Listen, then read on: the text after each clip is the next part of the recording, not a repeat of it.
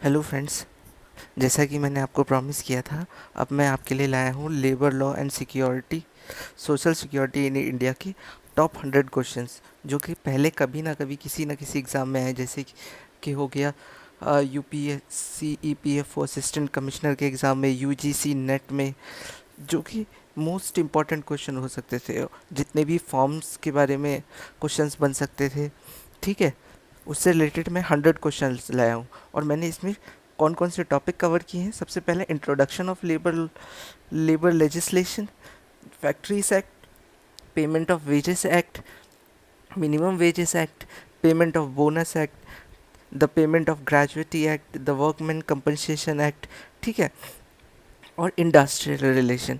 ठीक है, इससे पहले जिस भाई ने मेरा जिस चैनल सब्सक्राइब नहीं किया है, सबसे पहले चैनल सब्सक्राइब कीजिए ताकि आप कोई भी वीडियो मिस ना कर सके। क्योंकि अगर आप यूपीएससी जैसे एग्ज़ाम में एक दिन भी लेट होते हैं किसी चीज़ को मिलने में, तो इसका मतलब आप एक दिन उससे पीछे चले जाते हैं, बाकी आपके जो कॉम्पिटिटर्स होते हैं वो आगे चले जाते हैं। तो आप सब्सक्राइब कीजिए ताकि आपको सारे के सारे वीडियोस टाइम पे मिलती रहे और आप एक भी वीडियो मिस ना कर पाए।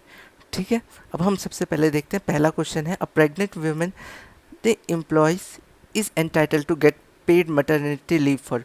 ठीक है, जब भी वुमेन की प्रेगनेंसी होती है तो ऑर्गेनाइजेशन उनको कुछ मैटरनिटी लीव देती है। ठीक है, पहले ये क्या होता था, पहले ये 12 वीक्स का होता था। ठीक है, ये 84 दिन का होता था।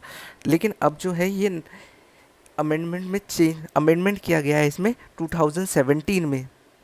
ठीक है, 9 मार्च 2017 को ये अमेंडमेंट हुआ है, जिसमें 26 वीक यानी कि लगभग 6 महीने का आपको क्या आप पेड लीव्स मिलती है। ठीक है ना, वुमेन्स को। अब देखते हैं नेक्स्ट क्वेश्चन क्या है, फाइंड द इनकरेक्ट मैच। ठीक है, इसमें से देखते हैं इनकरेक्ट क्या है। मिनिमम वेजेस एक्ट 1948 ही होता है। ठीक है, मटर्निटी बेनिफिट एक्ट हमने पिछले ही इस स्लाइड में देखा है कि वो भी 1961 ही है। ठीक है, फिर ट्रेड यूनियन एक्ट 1926 बिल्कुल सही है। ठीक है, लेकिन पेमेंट ऑफ बोनस एक्ट जो है वो 1965 में पास किया गया था। तो इसका मतलब सी आंसर जो है हमारा आंसर सही है। और ये पेमेंट ऑफ बोनस एक्ट 1965 में पास हुआ था। अब देखते हैं, as per sexual harassment of a women work place act which of the following act is not termed as sexual harassment. इनमें से कौन सा पॉइंट ऐसा है कि जो सेक्सुअल हरासमेंट को नहीं मानता है। ठीक है, उसमें से पॉइंट डी गलत है, क्योंकि मीटिंग तो जनरल चीज़ है, इसमें सेक्सुअल हरासमेंट क्या हो सकता है। ठीक है, और सेक्सुअल हरासमेंट एक्ट 2013 में पास किया गया था, जिससे रिलेटेड ये चीज़ें थी जिसको सेक्सुअल हरासमेंट के अंदर काउंट किया गया था। ठीक है, ये पॉइंट एफ तक है, आप उसको पढ़ सकते हैं। और जिन्होंने भी अभी नोटबुक पेन नहीं उठाया है, प्लीज़ नोटबुक पेन उठाइए और नोट करते जाइए सारे क्वेश्चंस को। क्यों? क्योंकि ये बहुत इंपॉर्टेंट क्वेश्चन है। कम से कम 4 से 5 क्वेश्चन आपके यूपीएससी ईपीएफओ 2020 में इसमें से ही बनने वाले हैं। ठीक है, which of the following statement is or are correct about the maternity benefit act 1961। ठीक है, it is applicable in just government officer, ऐसा नहीं है। ठीक है, ये पूरे क्या कहते हैं, पूरी कंट्री पे एक जैसा अप्लाई होता है, चाहे वो प्राइवेट ऑर्गेनाइजेशन में काम करने वाले लोग हो चाहे पब्लिक। दूसरा क्या है, इट तो पहला ऑप्शन क्या है, इनकरेक्ट हो गया। फिर दूसरा ऑप्शन क्या है, it is applicable only on those officer which has a more than 10 employees, ये करेक्ट है। ठीक है, जहाँ पे भी 10 से ज़्यादा एम्प्लॉय काम करते हैं वहाँ पे 1961 एप्लीकेबल होता है। This act entitles pregnant women employ for paid maternity leave, ये भी सही है, इनको पेड मैटरनिटी लीव मिलता है। तो इसका मतलब क्या है, only second and third option is correct. ठीक है, फिफ्थ क्या है, when was the sexual harassment of a women employees at work place act passed. अभी मैंने बताया था आपको, ये 2013 में पास किया गया था। ठीक है, 9 दिसंबर 2013 को। A worker who has been employed in an office for more than a year but dismissed by. ठीक है, जब भी क्या कहते हैं एम्प्लॉय और एम्प्लॉयर से रिलेटेड किसी भी कॉन्फ्लिक्ट की बात होती है, अब एकदम से उसको निकाल दिया, ठीक है, तो या फिर एकदम से किसी ने जॉब छोड़ दिया बिना नोटिस पीरियड सर्व किए, तो वो इंडस्ट्रियल डिस्प्यूट एक्ट में केस फाइल करते हैं। ठीक है, तो इसका आंसर क्या हो गया, ए। Industrial dispute act 1947। फिर क्या, which of the Indian constitution which of which article of the Indian constitution gives freedom to form a trade union. ठीक है, तो इसका आंसर क्या है, आंसर बी सही है, क्योंकि 19 में ही फ्रीडम ऑफ एसोसिएशन या फ्रीडम ऑफ, क्या कहते हैं, यूनियन का वो मिलता है, हमको राइट मिलता है। ठीक है, और ट्रेड यूनियन एक्ट 1926 में पास किया गया था। ठीक है, जिसको अमेंड किया गया 2001 में। ठीक है, नोट करते जाइए सारी चीज़ें, क्या पता क्या पूछ ले, यूपीएससी का एग्जाम है, डिफिकल्ट होने वाला है। Find the incorrect statement. ठीक है, sorry, find the correct statement. इनमें से देखते हैं कि करेक्ट क्या है। ठीक है, article 39D of the constitution envisages that men and women should receive equal pay for equal work। Valid point लग रहा है। ठीक है, bonded labour system abolition act, इसके बारे में हम आगे आगे इसके बारे में पढ़ेंगे। ठीक है, child labour prohibition abolition act was passed in 1978, गलत है, बहुत पहले ही पास हो चुका है इससे। Article 23 of Indian constitution prohibits child labour, ये आर्टिकल 24 में आता है, मतलब ये भी गलत है, मतलब आंसर ए सही है। ठीक है, bonded labour system abolition act was passed in 1976। Child labour prohibition act was passed in 1986। ठीक है ना, और आर्टिकल 24 होता है प्रोहिबिशन ऑफ चाइल्ड लेबर से, यानी कि 39D जो है करेक्ट है। अब आता है, what is the maximum age for being eligible as a child under the child labour prohibition and regulation act. ठीक है, 1986। तो इसका आंसर क्या है, 14। ठीक है, अगर आप, क्या कहते हैं, 14 ईयर से कम है, ठीक है, तो आप किसी भी ऑर्गेनाइजेशन में काम नहीं कर सकते, ये चाइल्ड लेबर के अंदर आप पे सूट फाइल हो सकता है। लेकिन अब जो लेटेस्ट अमेंडमेंट है उसके हिसाब से आप किसी फैमिली बिजनेस पे या किसी घरेलू काम को कर सकते हैं, लेकिन हैज़ार्डस प्रोसेस, मतलब कि जो खतरनाक काम होते हैं, केमिकल वगैरह से रिलेटेड होते हैं, उसमें नहीं कर सकते जब तक आप 18 साल के नहीं हो जाते। नेक्स्ट है, who had formulated the employ provident fund scheme. ठीक है, ये सेंट्रल गवर्नमेंट का एक एक्ट पास हुआ था, उसके अंडर आता है। ठीक है, जो कि EPFO, ठीक है, एम्प्लॉय प्रोविडेंट फंड ऑर्गेनाइजेशन द्वारा चलाया जाता है। ठीक है, इससे रिलेटेड एग्जाम में, तो मतलब ये क्वेश्चन हो सकता है कि आ जाए आपके एग्जाम में। Who among the following advocate the theory of full employment. जिसने इकोनॉमिक्स पढ़ा है उसमें फादर ऑफ मैक्रो इकोनॉमिक्स का नाम, फादर ऑफ मैक्रो इकोनॉमिक्स सुना होगा, जो कि है JM केनेस। ठीक है, JM केनेस को फादर ऑफ इकोनॉमिक्स बोलता है, और उनकी जो लास्ट थ्योरी थी, ठीक है, general theory of employment and interest of money 1936 में जो आया था, ठीक है, वो इनके नाम पे, उसके अंदर ही फुल एम्प्लॉयमेंट की बात की गई थी। इसका मतलब आंसर बी करेक्ट है। अब देखते हैं, who had advocate the system approach model. ठीक है, जिसने भी इंडस्ट्रियल रिलेशन के बारे में थोड़ा बहुत पढ़ा होगा, ठीक है, उन्होंने पढ़ा होगा Marxist approach, system approach, unitary approach, plurality approach. उसमें जॉन T डनलप ने सिस्टम अप्रोच दिया था। ठीक है, इंडस्ट्रियल रिलेशन की, जो ठीक है पार्टिसिपेशन की बात करता है एनवायरनमेंट से रिलेटेड, ठीक है, वर्किंग एनवायरनमेंट से रिलेटेड। हु एडवोकेट थ्योरी जी।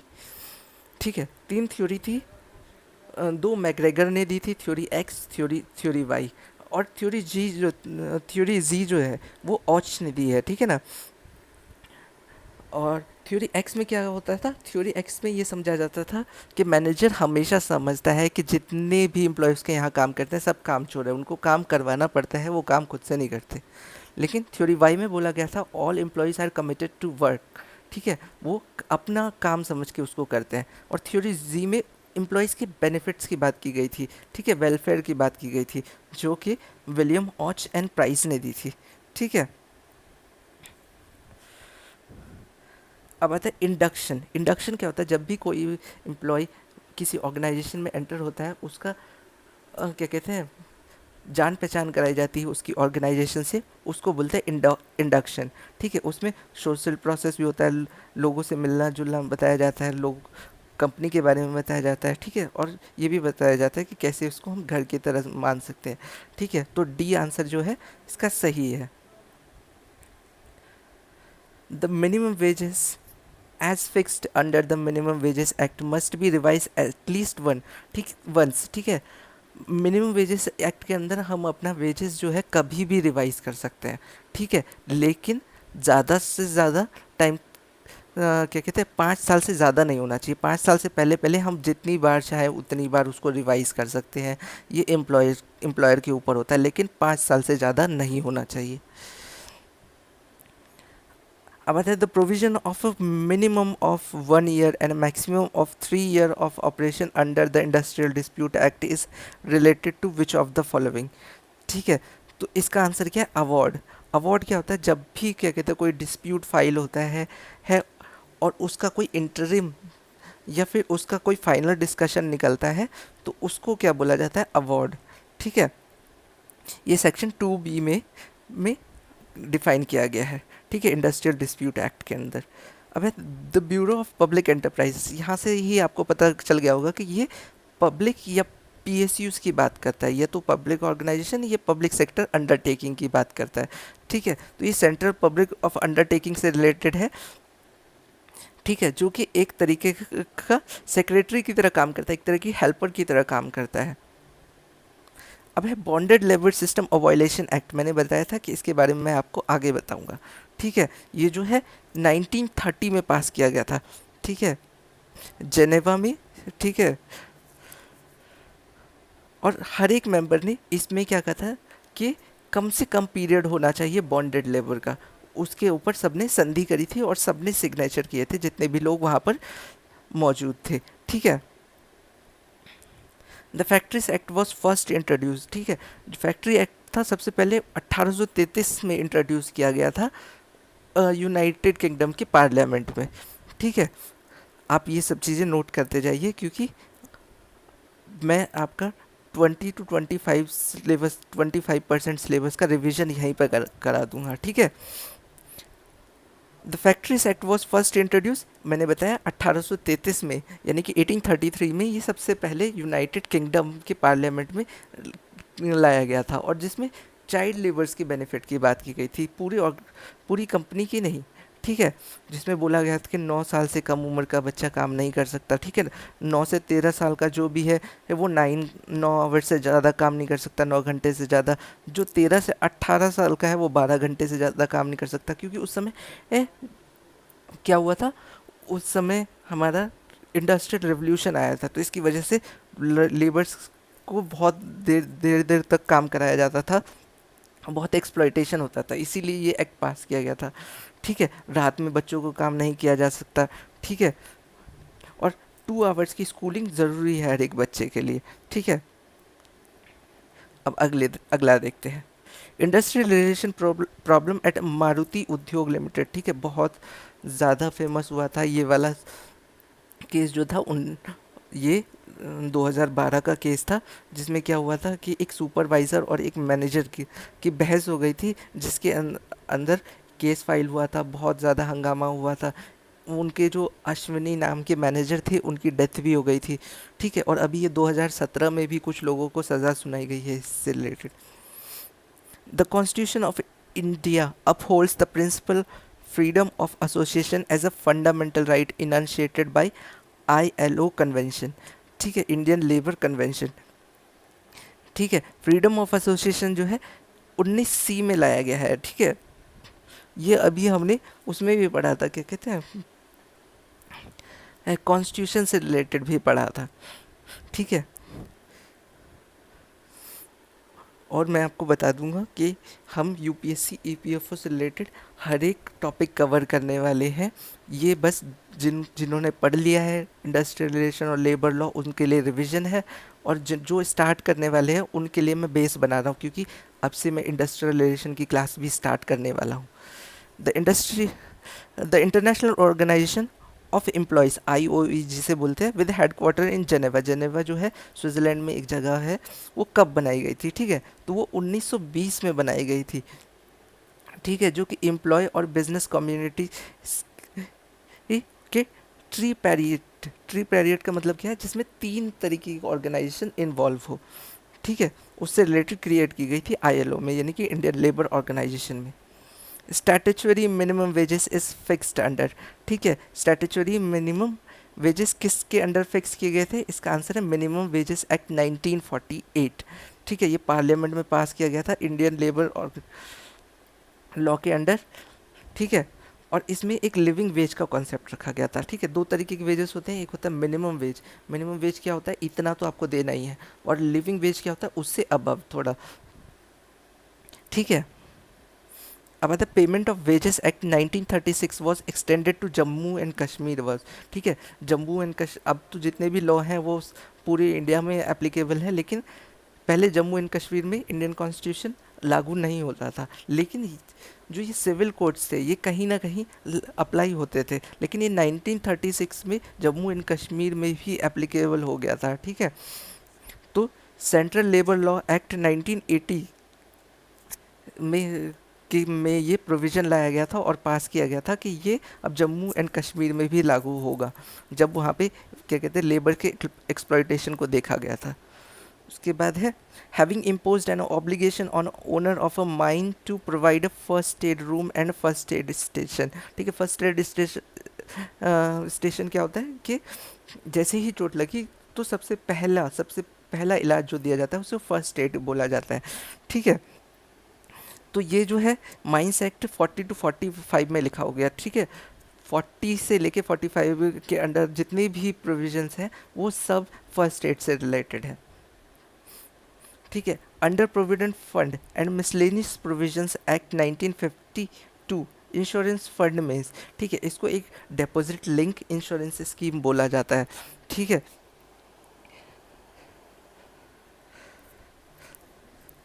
ठीक है, जिसमें नॉमिनी, मतलब कि नॉमिनी क्या हो गया, जिसका नाम भी हम दे देते हैं कि अगर किसी को कोई इंजरी होती है, ठीक है, या परमानेंट डिसेबिलिटी होती है, तो उसके बिहाफ पे उसका जो लीगल हेयर या एग्जीक्यूटर होगा या उत्तराधिकारी होगा, उसको जो पैसा दिया जाएगा, ठीक है, उससे रिलेटेड, ठीक है, 6 लाख रुपए तक का प्रोविज़न है अगर डेथ होती है तो।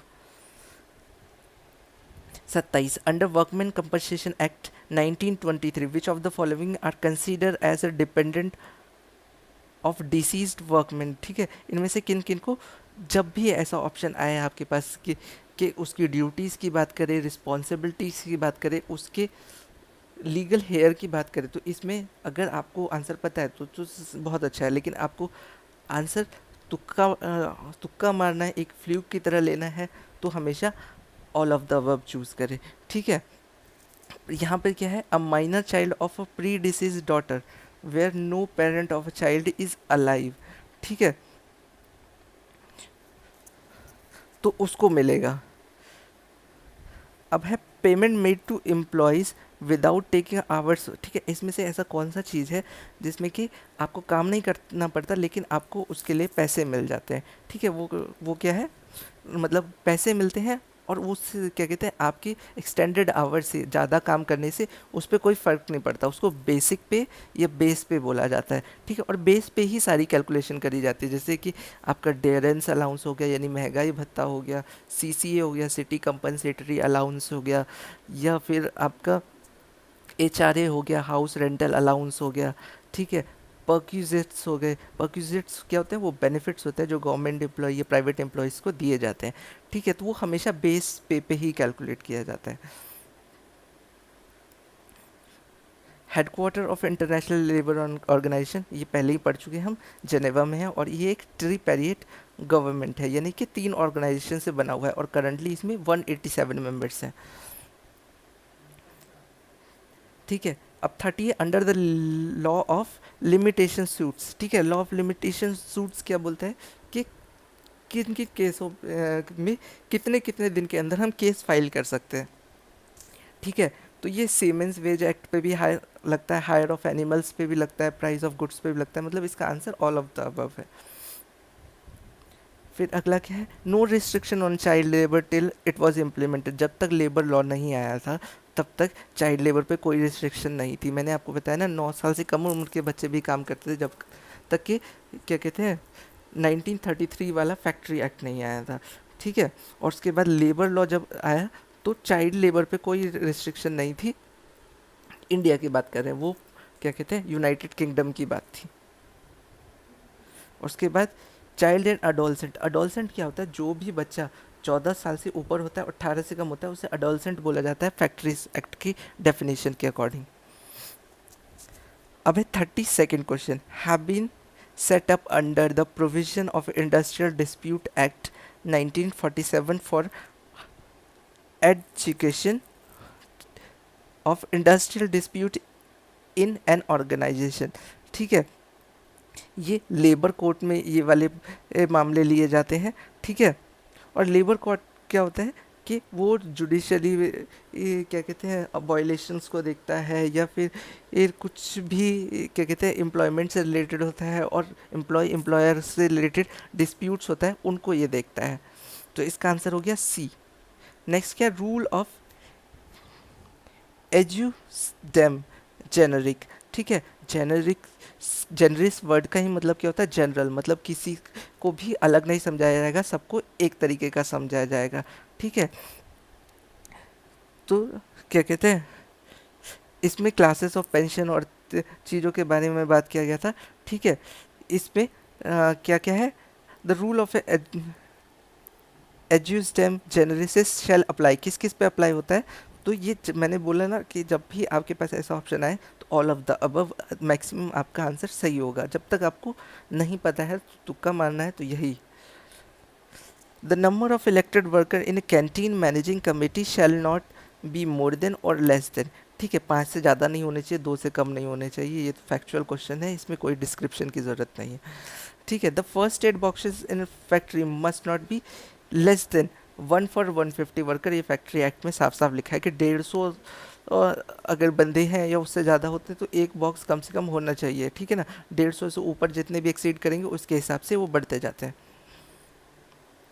नेक्स्ट क्या है, what is the present age limit to be eligible to covered under employ provident fund and miscellaneous provision act 1952। ठीक है, तो कितना पैसा आपकी सैलरी होनी चाहिए कि आप उसके अंदर कवर हो सकते हैं। जैसे ही आपकी 15,000 से ज़्यादा सैलरी हो जाती है, 15,000 से ज़्यादा सैलरी हो जाती है, आप इसके लिए एलिजिबल नहीं रहते। ठीक है, 15,000 से कम आपकी ज्वाइनिंग के टाइम पे जब भी सैलरी होती है या जब तक आपकी 15,000 रहती है, आप प्रोविडेंट फंड का लाभ उठा सकते हैं। Who among the following advocate the principle of labour legislation. ठीक है, ये आर के दास ने बोला गया था, और लेबर लेजिस्लेशन में ये चीज़ों के बारे में बोला गया था, health and safety, proper wages on a time. ठीक है, कंपनसेशन, रिटायरमेंट बेनिफिट। तो इसका आंसर सी सही हो गया। नेक्स्ट क्या है, which of the following is not a regulative type. ठीक है, तो फैक्ट्रीज एक्ट जो है वो रेगुलेटिव लेबर लेजिस्लेशन नहीं है। Social justice is a guiding principle of which of the following labour legislation. ठीक है, सोशल जस्टिस का मतलब क्या है, जहाँ पे इक्वालिटी मिले।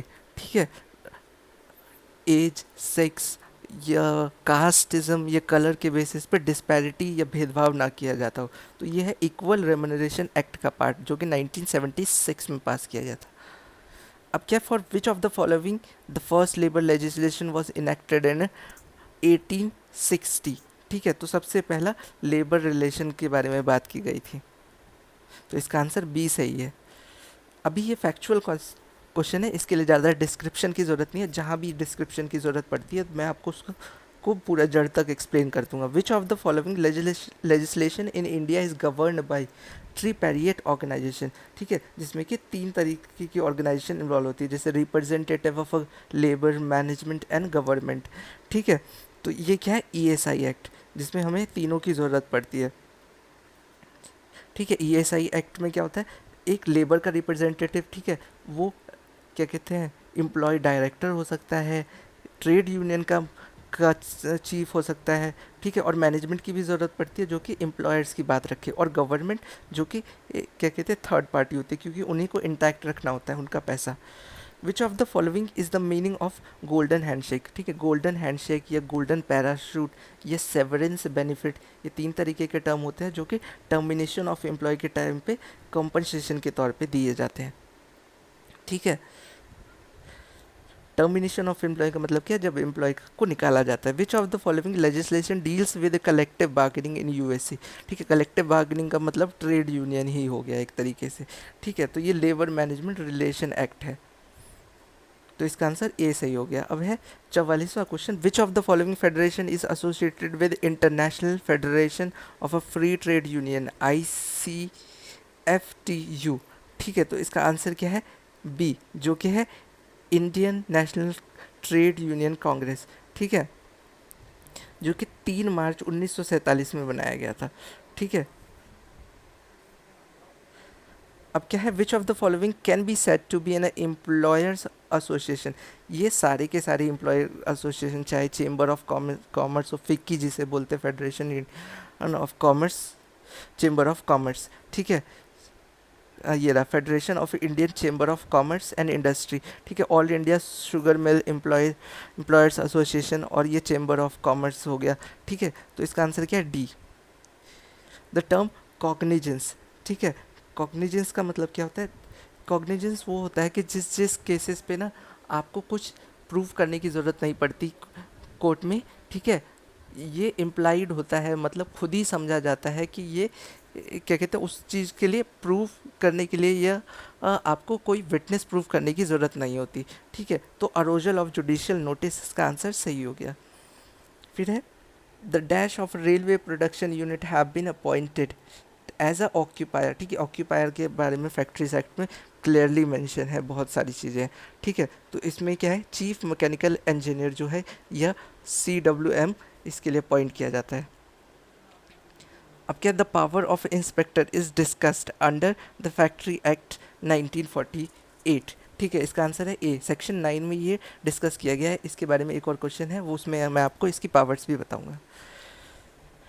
अब है, the visual presentation of ranking of a work site in a factory based on the number of accident reported from each site is called.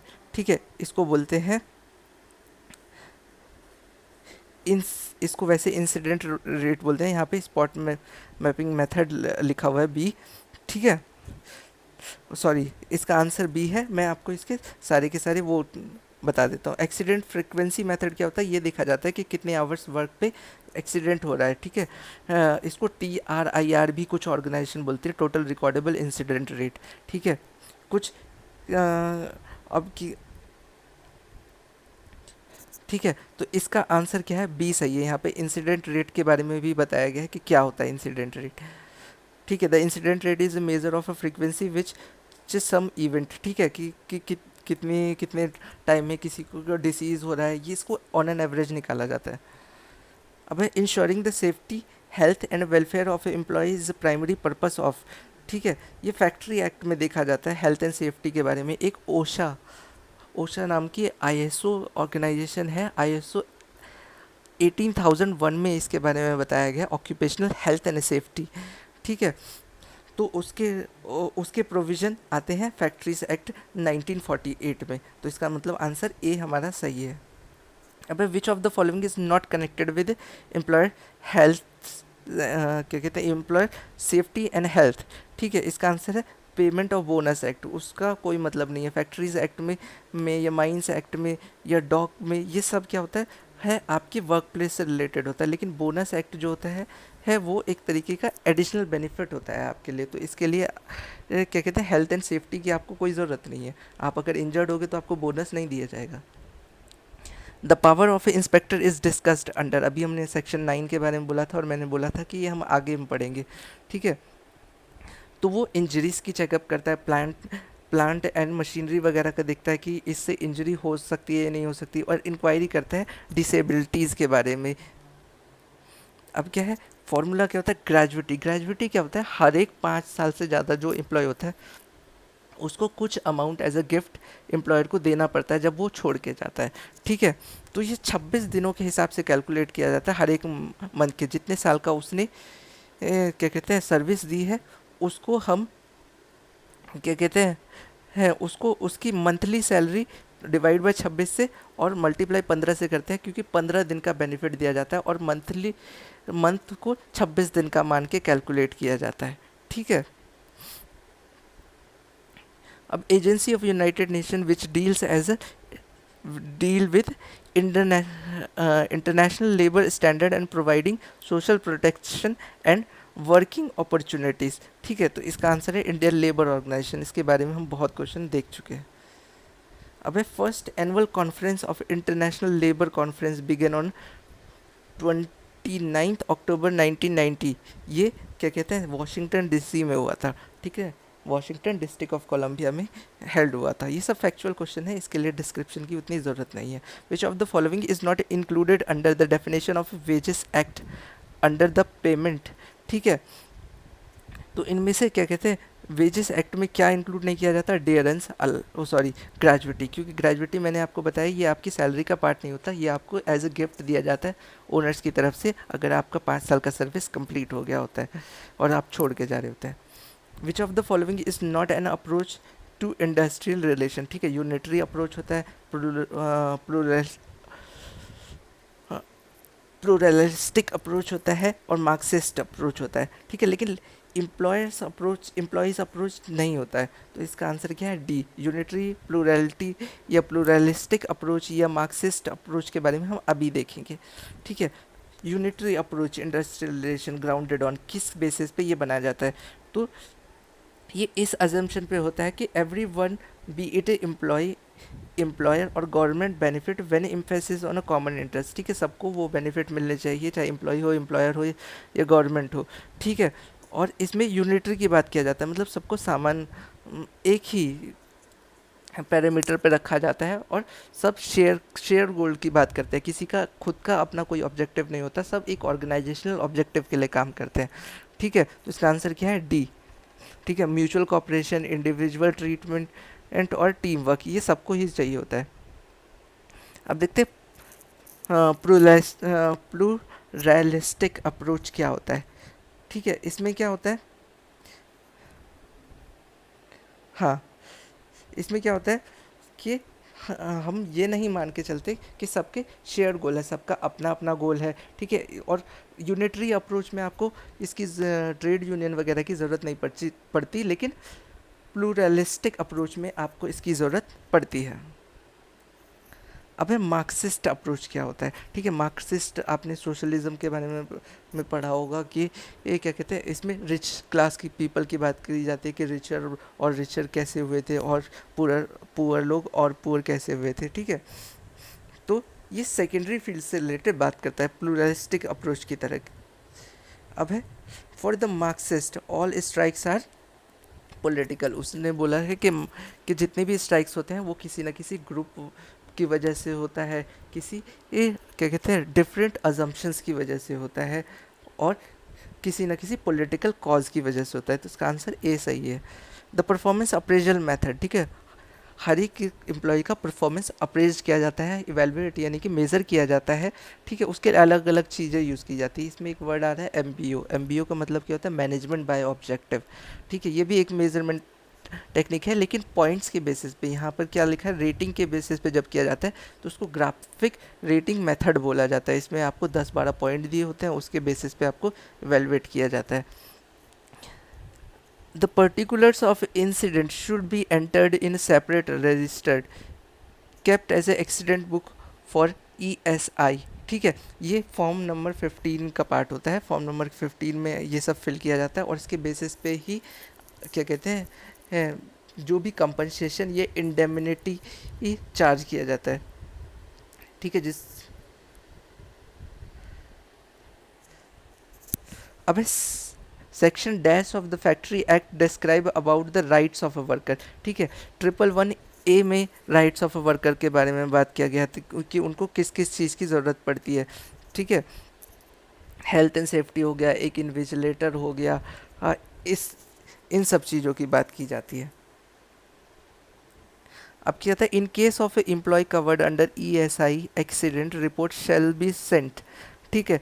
तो ये क्या है, पहले ये सेक्शन क्या कहते हैं फॉर्म 16 इसके लिए फिल होता था, लेकिन अब फॉर्म 16 जो है रिप्लेस कर दिया गया है फॉर्म 12 से, ठीक है। पहले ये फॉर्म 16 में आता था, उसको अभी अभी रिप्लेस किया गया कुछ दिन पहले।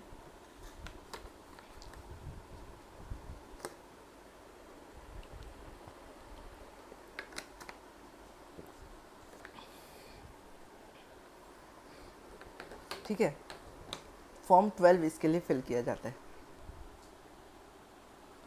अब देखते हैं International labour Organisation was formulated in, ठीक है, कब ढूंढा गया था, ये 1919 में। इसके बारे में हम क्वेश्चन देख चुके हैं कई सारे, मतलब इंडस्ट्रियल लेबर ऑर्गेनाइजेशन आपका पूरा क्लियर हो चुका होगा, ठीक है।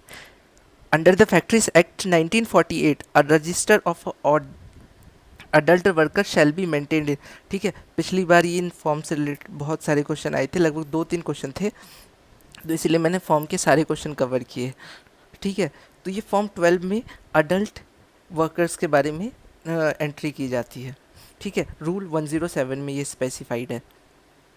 अब under the factories act 1948 a register of muster roll shall be maintained in, ये फॉर्म 25 में क्या कहते हैं एंट्री की जाती है इसकी। और रूल 130 है, मस्टर रोलर एक ग्रुप की तरह तरीके से काम करता है, ठीक है। Dash of the factory act discuss about the nomination, जितने भी क्या कहते हैं मैनेजर से रिलेटेड सेक्शंस हैं वो सारे सेक्शन 7 में आते हैं। तो ये सेक्शन क्या कहते हैं एफ में मैनेजर का नाम और उससे रिलेटेड चीज़ों के बारे में, नॉमिनेशन के बारे में ये लिखा गया है, ठीक है। तो सेक्शन 7 एफ इसका आंसर सही है। अब 70 है, the factory act discuss about the worker participation in management, ये बहुत रिसेंटली ये एडेड हुआ है, ठीक है। मतलब ये न्यूली मर्ज्ड है, तो इसके ऊपर क्वेश्चन आएगा ही आएगा, इसको याद रखिएगा। तो ये 41 जी में वर्कर्स का मैनेजमेंट में पार्ट लेने का प्रपोजल अप्रूव किया गया था, ठीक है। The renewable application for licence, अगर आपका लाइसेंस एक्सपायर हो गया है, ठीक है, और आपने लाइसेंस रिन्यू नहीं कराया है, तो उसके लिए गवर्नमेंट फ़ाइन चार्ज करती है, ठीक है।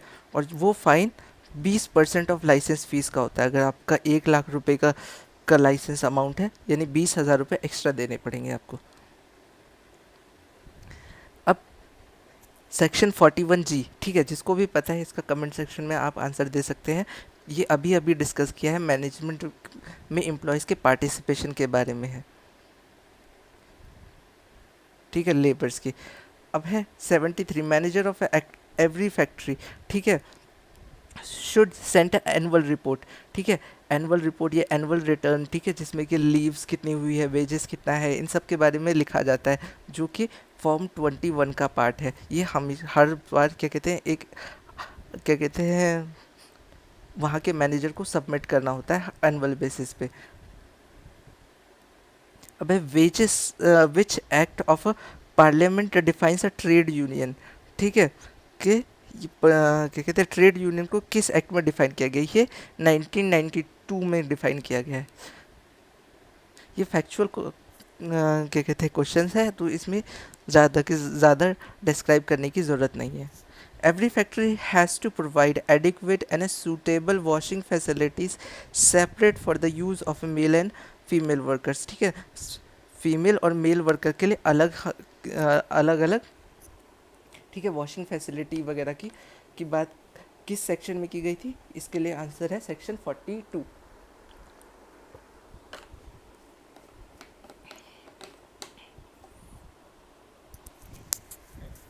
अब है need for the setting up crèches for industrial establishment was stressed by royal commission, ठीक है।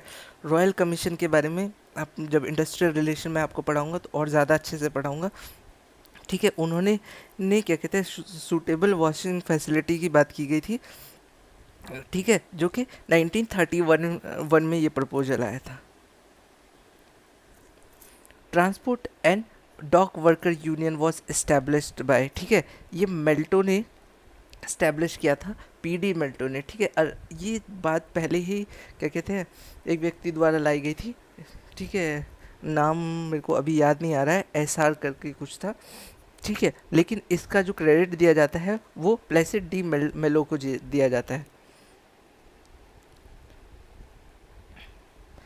अब है every worker will have to be provide with, ठीक है, क्या कहते हैं ये crowded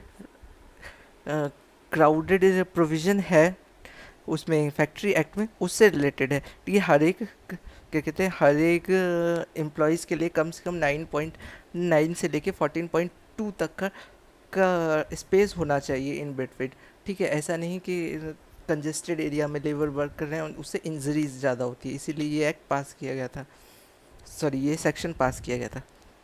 according to factories act 1948, duties of welfare officers किस एक्ट के अंदर डिफाइन किए गए थे और क्या क्या होते थे? जब भी आपको ड्यूटीज से रिलेटेड आए तो ऑल ऑफ द वर्ब अधिकतर करेक्ट आंसर होता है, ठीक है। तो इसका आंसर डी है, मिल मजदूर सभा, ठीक है। मिल मजदूर सभा जो था होटल प्रोविज़न के ऊपर इन्होंने इनकी एक्टिविटीज़ को देखा जाता है। ये सब फैक्चुअल कॉन्सेप्ट्स हैं, ठीक है। Under provident fund miscellaneous provident act 1952, how many members are appointed by central government in central board representing employees in the establishment of which the scheme applies, ठीक है। तो इसके लिए कम से कम 10 एम्प्लॉय होने चाहिए हर एक ऑर्गेनाइजेशन में, ताकि उस पर प्रोविडेंट फंड स्कीम अप्लाई हो सके।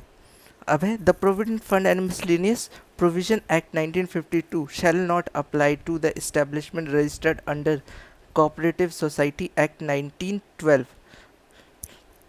ठीक है। एम्प्लॉइंग लेस देन, ठीक है, जिसमें भी 50 से कम वर्कर्स हो वहाँ पर क्या कहते हैं ये वाला एक्ट अप्लाई नहीं होता, ठीक है। ये कोऑपरेटिव सोसाइटी के केस में की बात की जा रही है। अगला क्वेश्चन है, ठीक है। हमने अब तक 82 क्वेश्चन कर लिए हैं और आपका बहुत कुछ क्लियर हो चुका होगा। Under ESI act 1948 a member of a corporation standing committee or the medical council shall cease to be a member of a body if he fails to attend, ठीक है। अगर वो लगातार 3 मीटिंग अटेंड कर नहीं पाता है तो उसको उस मीटिंग से क्या कहते हैं उस कमेटी से निकाल दिया जाता है। अब commissioner means a commissioner for worker compensation appointed under, ठीक है। जो कमिश्नर अपॉइंट किया जाता है वर्कमैन कंपनसेशन एक्ट के अंदर, तो उसके बारे में जो बताया गया है कि कमिश्नर कौन होता है, क्या क्या एलिजिबिलिटी होती है, वो सेक्शन 20 में बताया गया है। अब है under workmen's compensation act employer shall not be liable to pay compensation in respect of any injury which does not result in total or partial disablement of the workman for period exceeding, ठीक है। तो इसका answer है 7 दिन, ठीक है। अगर 7 दिन से कम की इंजरी होती है तो उसको क्या कहते हैं कोई कंपनसेशन नहीं दिया जाएगा, लीव्स प्रोवाइड की जाती है। Dependence benefit is paid at the rate of, ठीक है, 90% दिया जाता है अगर क्या कहते हैं किसी कोई डेथ होती है किसी की भी घर में किसी की ड्यूरिंग उसके वर्किंग आवर्स में, ठीक है। तो उसका जो डिपेंडेंट होता है, लीगल हेयर होता है या एग्जीक्यूटर होता है, उसको 90% पेमेंट दी जाती है। What as per Payment of Gratuity Act 1972 is the maximum imprisonment term for the purpose of avoiding any payment, ठीक है। अगर आप कोई पेमेंट नहीं करते हैं तो उसके लिए सबसे ज़्यादा आपको कितनी सज़ा हो सकती है? तो इसका आंसर है 2 साल, अगर आप वो पेमेंट नहीं करते हैं तो। Payment of gratuity act was introduce in the year, ठीक है, 1972 इसका आंसर है, ठीक है। इसीलिए इसको पेमेंट ऑफ ग्रेजुएटी एक्ट 1972 बोला जाता है और ग्रेजुएटी के बारे में आपको पहले बता चुका हूँ, ठीक है। What is the duration within which the receipt of nomination in form F under sub rule first the rule employer shall get service particular of the employees as mentioned in a form of nominated verified with reference to the record of establishment and return of employees as per the payment of gratuity act, ठीक है। किस act के अंदर कितने दिन के लिए के भीतर वो वेरीफाई किया जाएगा कि ये एम्प्लॉय एलिजिबल है या नहीं है ग्रेजुएटी के लिए? तो इसका आंसर है डी, यानी कि 1 महीने के अंदर अंदर। Schedule first of ESI act 1948 was किससे रिलेटेड था? ये था हमारा क्या कहते हैं इनमें से किसी से भी रिलेटेड नहीं है, ठीक है। Labour legislation provide a comprehensive benefit to industrial workers in India, ठीक है। किस किस केस में देती है? एम्प्लॉय स्टेट इंश्योरेंस के रेस्पेक्टिव में ये सब चीज़ें क्या कहते हैं लेबर लेजिस्लेशन चीज बेनिफिट्स प्रोवाइड करता है। The structure of ILO includes, ठीक है, मैंने आपको बताया था ये ट्री पीरियड ऑर्गेनाइजेशन होती है, तो इसमें ये तीनों के तीनों ही शामिल होंगे। अब effective measures are taken under statutory welfare facility under factories act 1948, ठीक है, इसका आंसर है ट्रांसपोर्टेशन के अलावा सारी बेनिफिट्स दिए जाते हैं, जैसे क्लीनलीनेस हो गया, डिस्पोजल ऑफ वेस्ट हो गया, सूटेबल लाइट हो गया, ये सब, क्योंकि ट्रांसपोर्ट के अलावा ये सारी चीज़ें आपकी वर्किंग कंडीशन को अफेक्ट करती है। Section 12 of a plantation labour act provides for the creches in every plantation where, क्या कहते हैं, कितने वेमेन एम्प्लॉय होने चाहिए ताकि ये वाला सेक्शन अप्लाई हो, तो इसका आंसर है 50। अब under dash of a payment of wages act time of payment is covered in, ठीक है, सेक्शन 5 में ये कवर किया गया है। 96 क्वेश्चन है, the state government can extend the applicability of payment of wages act to other establishment with prior notice, ठीक है, इसका आंसर है 3 मंथ्स के नोटिस पे ये, क्या कहते हैं, वो उसकी एप्लीकेबिलिटी को बढ़ा सकता है। Which condition does not specify whether the employ shall be deemed to have worked in an organisation as per the payment of bonus act, ठीक है, किन किन ग्राउंड्स पे ऐसा बोला जा सकता है कि वो, क्या कहते हैं, उस किसी ऑर्गेनाइजेशन का में काम नहीं किया, ये वर्कर नहीं है, तो इसका आंसर है इनमें से कोई भी नहीं। विच of the following is not a method for fixing minimum wages under the minimum wage act, ठीक है, इसका आंसर है बार्गेनिंग मेथड, ठीक है, बार्गेनिंग नहीं की जा सकती। बार्गेनिंग का मतलब क्या है, आप उसको बढ़ा या घटा नहीं सकते, क्या कहते हैं, मिनिमम वेजेस के अंदर, जैसे हम बोले कि आप 10,000 में काम कर ले या वो बोले 12,000 में, तो ये नहीं हो सकता। अब है the mines rule have laid down that in every mines where the more than, ठीक है, इसका आंसर है 50 ये पर्सन होते हैं तो ordinary employment adequate and suitable shelter provide करना जरूरी है। अब labour welfare recommended the following measures, कि लेबर वेलफेयर में क्या क्या बेनिफिट्स बताए गए हैं, ठीक है, तो कैंटीन मिलना चाहिए, क्रेडिट फैसिलिटी होनी चाहिए, ये सारी चीज़ें, ठीक है, तो ये हमारा 100 क्वेश्चन था, मैंने एज प्रॉमिस आपको 100 क्वेश्चन बताए और आपका 25% से ज़्यादा रिवीजन करा दिया है, ठीक है। इसके बाद मैं आपको लेबर लॉ, इकोनॉमिक्स और अकाउंट से रिलेटेड सारे टॉपिक्स कवर कराऊंगा जो भी UPSC EPFO 2020 के अंडर आने वाले हैं, तो इसलिए मेरा चैनल सब्सक्राइब कर लीजिए और ज़्यादा से ज़्यादा शेयर कीजिए। Thank you so much.